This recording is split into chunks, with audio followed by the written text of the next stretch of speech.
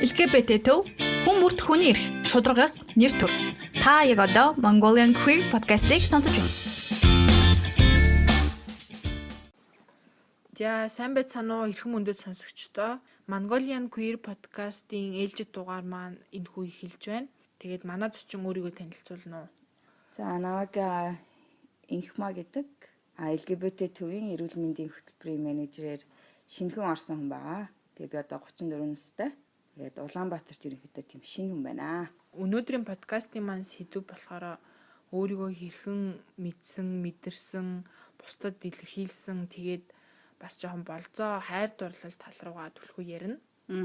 Тэгээд эхлэхээс өмнө би та хэдтаас нэг зарын чанартай юм хэлгэсэн. Одоо 5 сарын 17-нд олон улсын гомофоб, трансфоб, бифобийн эсрэг өдөр болж байгаа. Тэгээ энэ өдрийн талаар түүхээс хөл Тийм 1990 оны 5 сарын 17-нд дэлхийн эрүүл мэндийн байгууллагаас жил хүйсийн бэлгийн чиг баримжааг сэтгцийн өвчнөөс хассан тийм тэмдэглэлт өдөр байгаа.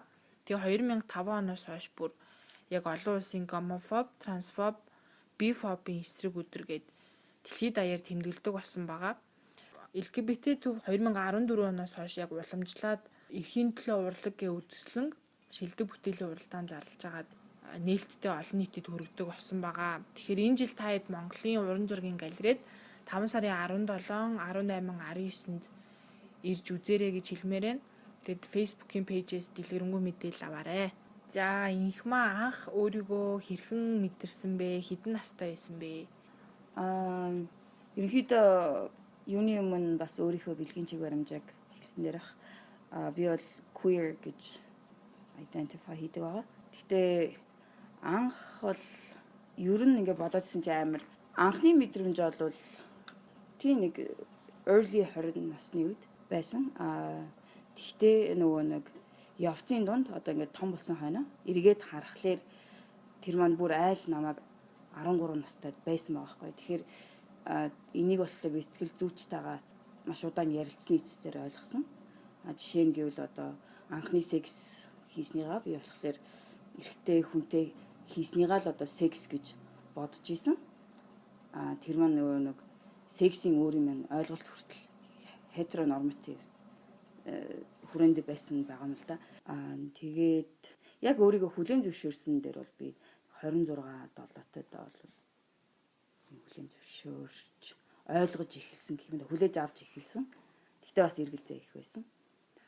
Queer гэж өөрийгөө тодорхойлдог гэдгийгсэн шүү дээ. Яг queer гэдгээ яг өөрийнхөөрөө тайлбарлавал тэгээ яагаад тэгж тодорхойлдог вэ? Тийм queer гэдэг бол миний хувьд маш юм political term байгаа. Тэгээ тэр нь яг өөрийнхөө тайлбарлахыг ямар нэгэн хайрцагт орохгүй л гэсэн тийм томьёол гэх юм уу? Сайн нөгөө сонсогчд маань бас шинээр гэх юм бол heteronormative гэдгийгсэн шүү дээ. Энийг сонсогчдоо хоёулаа тайлбарлаж өгвөл. Тийм heteronormative гэдэг концепт нь болохоор ижил хүс эсрэг хүсийн одоо бүх юм л эрэгтэй эмэгтэй хоёр хүний хооронд л байх ёстой гэх юм уу тий. Тийм. Тэрийг л одоо нөгөө нэг норм гэж үзэх үзэл. Тэр энэ бол стандарт, энэ бол байглаасаа гэж бол Монголд их ярьдаг тий. Байглаасаа л юм байх. Манай подкастт өмнө орж исэн хүмүүсийг бодвол харьцангуй юм хойно арай хойно өөрийгөө мэдэрч одоо илүү хүлээж авч эхэлсэн байгаа байхгүй юу? Насны хувьд. Тэгэхээр яг тэр насанд өөрийгөө хүлээж авах, эргэлзэх ямар байдаг вэ? Яг өөртөө бол хүлээж авах бол дотоод сэтгэлийн айгүй их ажил хийж байгаа штэ. Гэж бодоол, уншаал, судлаад дахин шалгаал тий. Миний хувьд болохоор тэр арай өөрийгөө хүлээж авах яг өөртөө бол дотоод сэтгэлд бол арай хэлбэр нөгөө нэг харьцуулбал одоо нийгэмтэйгээ эргэн тойрныхаа хүрээндээ ил гарч тэднэртэйгээ харьцахад л одоо нийгмийн шилжилт маань амар их. Ер нь нийгмийн одоо жишээ нь ихэд ингээл айгүй удаан найзсан найзууд баа шүү дээ 10 хэдэн жил мэл ингээл фракцаараа те нийлээл явж байгаа. Тэд нэр бол намайг найз залуутай байхыг зөндөө удаан харсан 5 жил нэг хүнтэй явж исэн ч юм уу те. Тэгэл араас нь өөр ингээл эрэгтэй хүмүүстэй болзоол ингээл явж исэн. Тэгэл гинт ингээл би эмэгтэй хүн гэл явангууд гайхаал яаж хүлээж авах мэдэхгүй тий. Тэгээд ингээд намайг ойлгоод ингээд би тайлбарлаад хэлээд тэгээ ойлгоод байгаа юм шиг хэрнээ дахиад нөгөө нэг асуултууд надад үл итгэх тийм асуултууд надад тэр үл итгэж байгаа нь хэлээд тайлбарлаад байхад дахиад нөгөө асуултууд гарч ирдэг. Юу гэж асуудаг бол ер нь? Зөндөл байна л да. Болж игэл одоо ингээд эрэгтэйтэй суучвал дээр юм шүү. Тэгээ яг наадах чинь нөгөө нэг зөвхөн төр зургийн юм сонирхол юм биш үү? Эсвэл өөчийн баруун хэтэрхий утцсан Америкт утцсан болохоор Америк юм соёлыг дагаад ингээд энэ үг гэдэг нэг тийм гадны нөлөөнөөс авсан. Тэг ингээд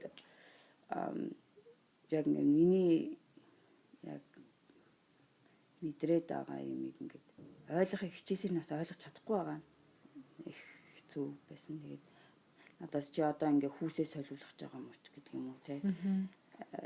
Тэгээ өөрснөө бас тийм ерөнхийдөө миний яг хүрээнийх бол мэдээлэл айгүй муутай байсан. Мэдээл муутай хүрээлт ихэнх нь л анханасаа байсан тий. Тэг яаж тэмцэж, яаж хийлж хэдийн хугацааны дараа арай гайгүй болж исэн бэ? Манай нэг найз саяхан надад хэлсэн. Энхмаа чи айгүй одоо ингээд айгүй ажаргалтай харагддаг болцсон гэдэг. Тэгэхэд одоо өнгөрсөн жил юм уу одоо өмнөх хэдэн жилүүдэд тийм амар ууртай жоох ингээд их бухимдалтай. Тэгээ дандаа ингээд юм хамгаалтын мөөдтэй. Тэгээ тийм характертай. Тэр чи одоо би өөрийгөө хамгаалаад байна шүү дээ. Нөгөө хитрхи их үл итгэх асуултууд ирдэг. Хэлсэнд манд хүн итгэхгүй байх энэ төр чинь хүний тийм бол стресс болж байгаа юм л да. Хэдийн хугацааны дараа? Хэдийн хугацаа. Би бол ерөнхийдөө өөрийнхөө хувьд бол 3 жилийн дараа яг ингээ өөрөө нэг жоохон ингээд тайвшралыг мэдрээд бас за энд би заавал тайлбарлаад байхгүй. Заавал би энэ батлаад ахал байхгүй тий. Нэг тийм хэмжээнд тийм тайван төрсөн. Тэрийг л ерөнхийдөө надад бол миний бодлоор 3 жил байтугал зарцуулсан. За тэгэхээр одоо магадгүй манай сонсогчдод найзуудтай хүрээлэлтэй өөрийгөө илэрхийлээгүй байгаа хүмүүс зөндөө байгаа. Тэр хүмүүс бас илэрхийлэх гэж байгаа хүмүүс ээж магадгүй. Эсвэл бас л яг ингээл тэмцэлдэж байгаа хүмүүс сонсож байгаа. Тэр хүмүүст яг юу гэж зөвлөмөр байна вэ? Ерөнхийдөө нэлээд уйггүй төвчээртэй тайлбарласан л да. Яагтвэл би ихчээс минь ирж байгаа, дүүгээс минь ирж байгаа, сайн найзуудаас минь ирж байгаа тэр асуултууд тэд надад хайргүй даа биш. Үзэн ядснаас мэдхгүй дээ. Тийм асуултуудаас үл итгэх тийм юмнуудыг гаргаж байгаа гэж ерөнхийдөө бодож исэн. Тийм учраас айгүй их төвчээр гаргасан. Төвчээр гаргаад дахин тайлбарлаад. Гэхдээ бас уугууд дандаа нөгөө нэг байнга засаал хэл яриагийн засаал нэг жижиг шажиг юм дээр ч гэсэн ингээд одоо надад манай нэг найз хэлдэг байсан. Хаяа ингээд хэлдэг байхгүй. Энхмаа бас амар гоё охин байсан шүү дээ. Тэгээ би байсан гэдэг чинь юу гэсэн үг юм бэ? Тэ? Би одоо амар гоё. Би одоо бол яг өөртөө амар таалагдсан. Одоо би хамгийн гоё дээрээ байна.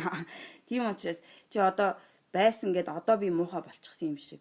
Тэр чи одоо гарч ирэхээсээ өмнө илүү гоё байсан гэж байгаа юм шиг чи надад хэлээд байна гэдгийг. Тийм жижиг юм дээр хүртэл ойлгуулад засаад л явна да. Тэд нар бас юу тохиолж байгаа надтай яг хуваалцаж ирсэн л та. Бид нар яахаа мэдгүй байна. Би ойлгохгүй штэ чи надад бити гомдооч тий. Намайг ойлгох гэж хичээгээч гэл бас зөндөө найзууд мань бас дүү маань ч гэсэн хэлж байсан. Тийм тэгээд яг эцэстээ бол ингээ чи ил гарч ирж ингэснээрээ надад маш их юм нэг ойлгуулж өгсөн шүү. Хүн өөрийнхөө тухай биш LGBT хүмүүсийн талаар ер нь ялгаатай байдлын талаар анзаарч ажиглаж тэгээд үг дуугардаг боллоо гэсэн нэг тиймэрхүү айгуу позитив юмнууд бол их ирдэг. За дотоод сэтгэл зүй сая айгуу тайвширсан гэж ярьжсэн шүү дээ. Тэгээд тэр мэдрэмжээ илүү дэлгэрэнгүй. Окей. Одоо ер нь нөгөө өдөр тутмын амьдралд ингээд одоо жишээ нь намайг гудамд явахад юм уу нийтийн тээвэр тэ автобус унаад явахад ингээд хүмүүс амар хараад идэг. Тэр ингээд амар надад яшигтай санагдал. Уурал ингээд тэр чи одоо би ялгаатай өөр одоо ерөнхийдөө жоохон маскулин төрхтэй тийм хүн байна шүү дээ.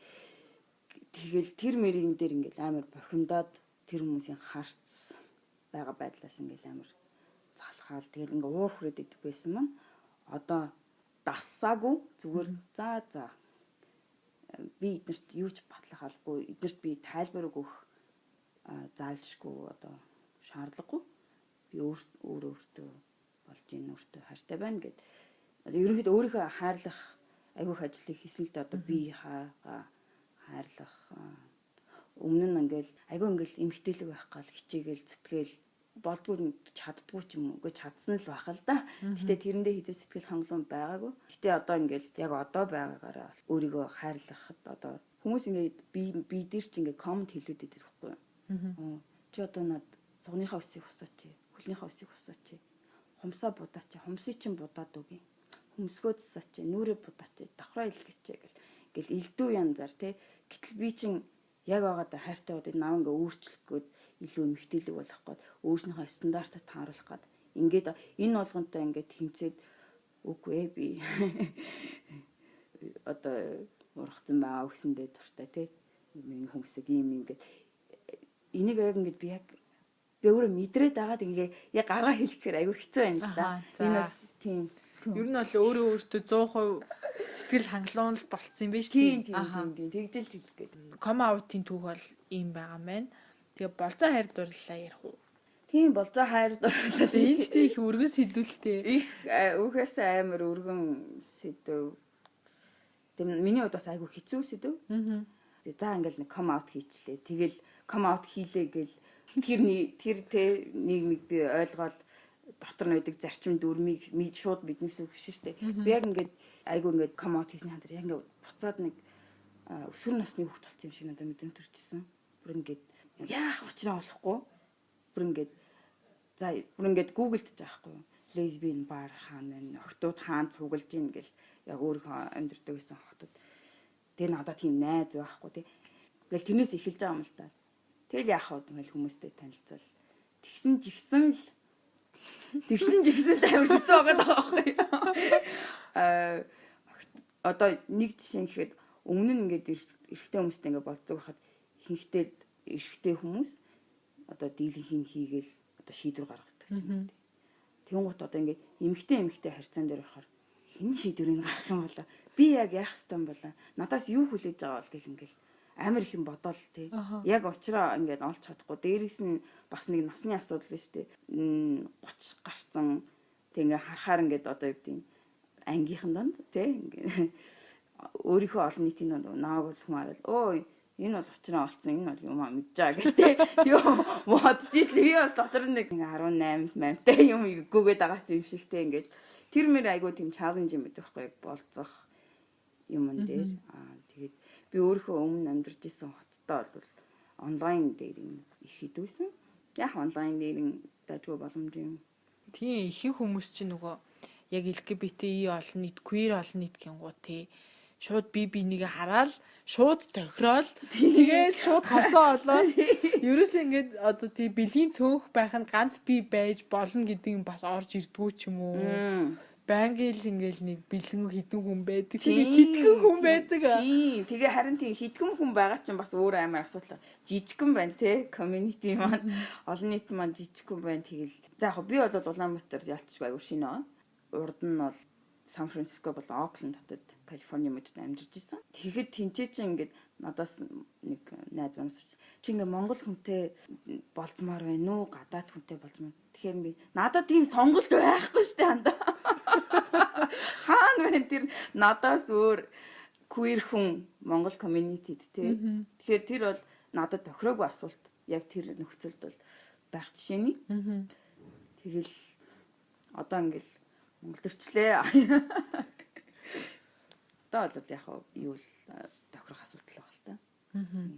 Тэгээ ер нь тэгээ дээрэс нь одоо өөрийнхөө үеийн хүнийг олъё гэл тэгэхэр чинь тааралдахгүй байна. Одоо автобусанд л таарахгүй, гудамжинд бол таарахгүй. Номын тэр бол тэр үе чи өнгөрсөн шүү дээ, тий. Тэгээ ялангуяа тэгээд ангийн нөхцөл өөр. Танаас сонсогч нар чинь ер нь англи гэдээ ярихад бол ойлгож байгаа л дээ, тий. Тийм хэрвээ ойлгохгүй бол нөгөө LGBT хүмүүсийн нийтднээс ангийнхан гэдэг нэг тийм кодорхон үгтэй. Тэгээд манай сонсогч нар ихэнх нь бас жоохон 25-аас доош насныхан байх магадaltaй дээ. Оо тийм үү. Тэгээ хайдгууллаа. Гэтэ яг уу тэрнээс дээшээ бас учраа олоогүй хүмүүс байвал залгаарай. Гүйгөө тийм бол юу. Ерөөсөө тийм сурталчлаа юм яагүй шүү дээ. Тэгээ яг тийм асуудалтаас айгүй тулгардаг л ах. Гэтэ ганц хоёр болцооны түүх байгаа байлгүй дээ. Болзооны түүх байна. Тий одоо ингээд За хамгийн сонирхолтой ч юм уу? Сонирхолтой. Дурсамжтайг нь хуваалцвал. Дурсамж. Энд гэхдээ бас миний хувь зан арын шинтэй бас айгүй нөлөөл багтал. Ямар ч сан би нэг онлайнаар болзоод за энэ ч байхгүй чинь нэрийн core гэдэг нэг юм хэлтэй. Тэгээд тэр болохоор нийгмийн антропологийн багш тийм эмэгтэйсэн. Тэгэл хоёр амар танилцал ингээл айгүй гоё исэн. Гэтэ манай хүмүүс болохоор надад болохоор цагаан арьстай эмэгтэй тэгээд намайг ингээд яг нэг мэрэгжлийн зүгээс хараад байгаа юм шиг бүр чи Монгол юм уу? Чи анги юм уу? Ингээд бүр ингээд дэндүү ингээд намайг сонирхоод байгаа нь бүр ингээд сүултээ жоохон амар санагдаад. Тэгээд нэг бүр ингээд нэг судалгаа хийгээд байгаа юм шиг нийгмийн антропологийн багш хүн шүү дээ. Тэгээ би хүү чи одоо ингээд мэрэгжлийн өвчин үү гэдгсэн чи харин тэгээд идэм аа гэл. Тэгсэн ч гэсэн л амар хэцүү санагдал. Тэгээ яг манад очи мочи гэсэн санал тавьсан боловч би харамс тэр үед ээж автаа амьдэрчсэн. Тэгээд ямар ч нөхцөл боломж гараагүй жоохон харамсмаар. Тэгээ хоёр дахь уулзсан чинь нэг гал унтарсан. Энэ гурав дахьаас найз бол юм бол ингээл. За яг тэрийг одоо сонирхол миний хувьд одоо сонирхолтой л. Тэг яг тэгээ бороо орж исэн баарнаас ингээл гарсан чинь бороо орсон. Хөтлөцөл гүйж мүгэл амар гоё лээсэн. Яг нэг тийнейж биш. Тийм тэгээд тэр нь орсон баар маань бас айгу тийм панк рок одоо манай локал одоо гэрийн хажууд гэдэг баар тэр үед чинь би одоо яг ээж мэжтэй ил гараагүй байсан. Ингээд нэг л бас нэг тийм аюултай ч юм шиг те гэртээ ойрхон болохоор тийм мэдгүй айгу сэтгэл үлдээсэн тийм болцоо байдیں۔ Нэг тийм хөө юм хангалттай яа. Тэгээ бас нэг ийм хамгийн анхны юм бас амар жон паинтэд штэ. Яг дөнгөж одоо өөртөө come out хийчлээ. Миний болцоонд явъя гэсэн нэг тийм хуваалцаар түүх байгаа юу? Анхных гэж тэр ч яг болцоо биш ээ. Нэг сургуулийн надаас нэлийн дүү охин.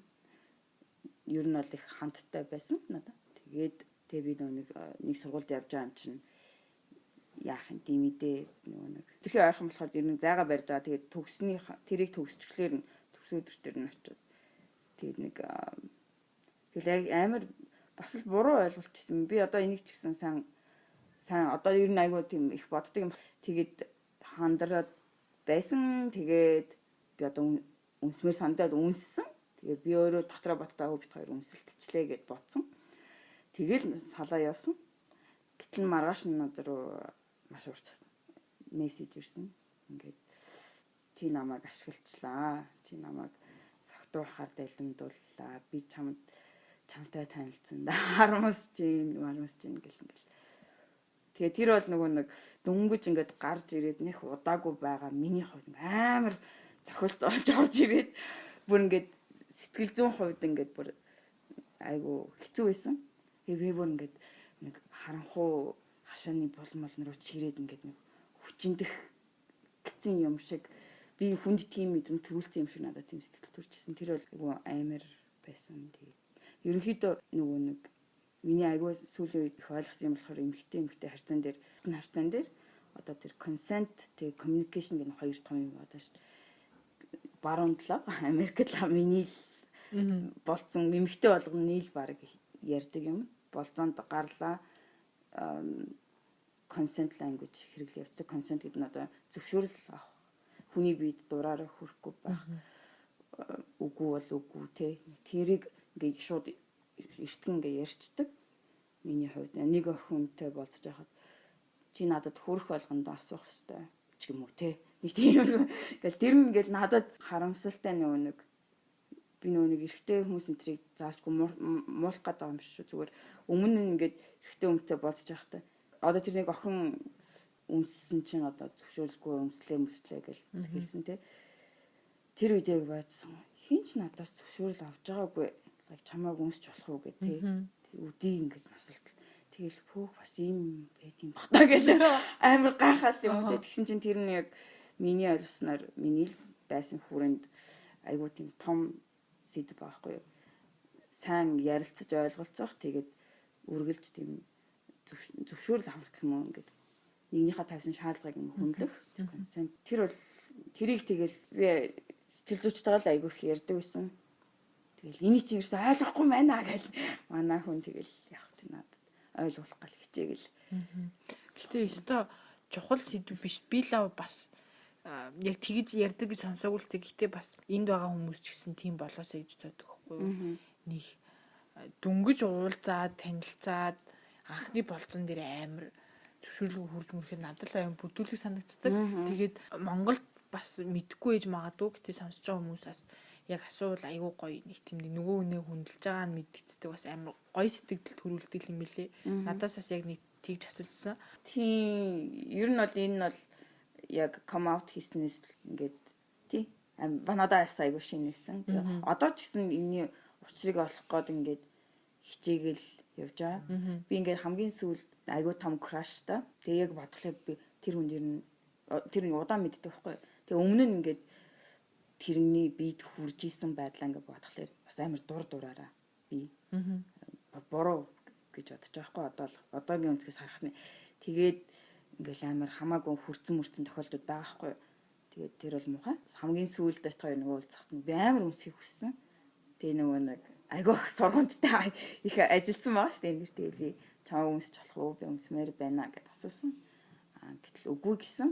Тэгээд би үгүйг нь авахд айгүй бас бэлэн байсан их ямарч ингэсэнгүү. Тэгтээ ямарчсан сэтгэл зүйчтэй хийсэн чинь бараг баяр хүргээд надад хөөх чи харж ийн нөө communication хийсэн consent language хэрэгэлсэн байх чи өстө нэр ямар дэвшилттэй байна гэх. Тэгээд надад амар гоё санагдсан.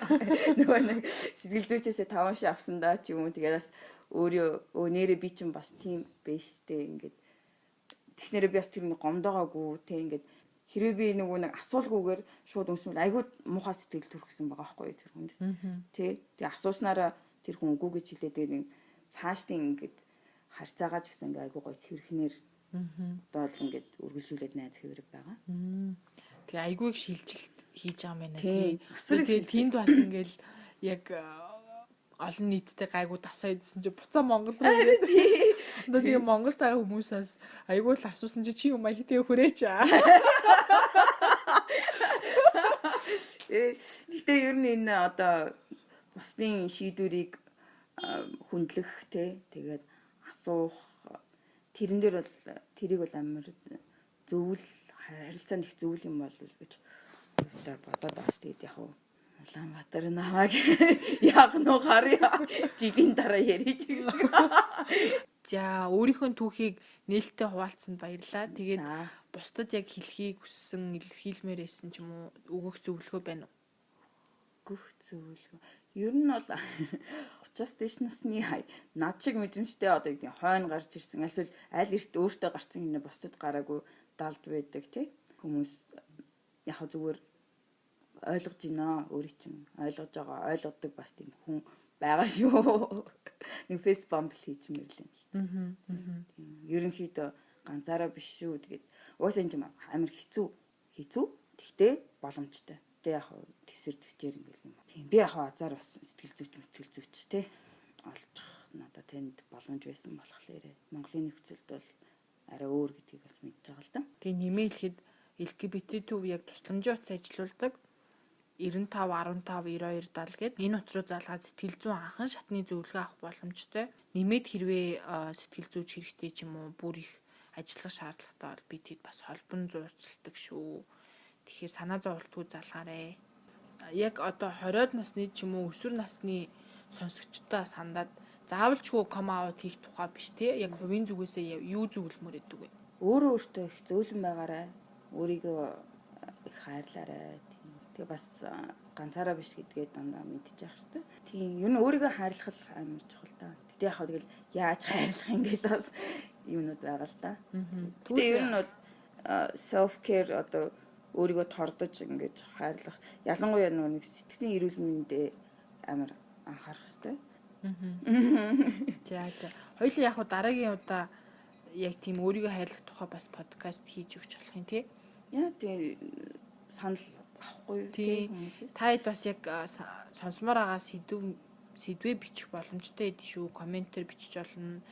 LGBT төвийн пэйж рүү бас бичиж болно. Нээлттэй байгаа шүү. За баяртай. Аяда хотоор уулзъя 17-ны 15 цагт шүү. LGBT төв хүн бүрт хүний эрх шударгаас нэр төр. Та яг одоо Mongolian Queer Podcast-ыг сонсож байна.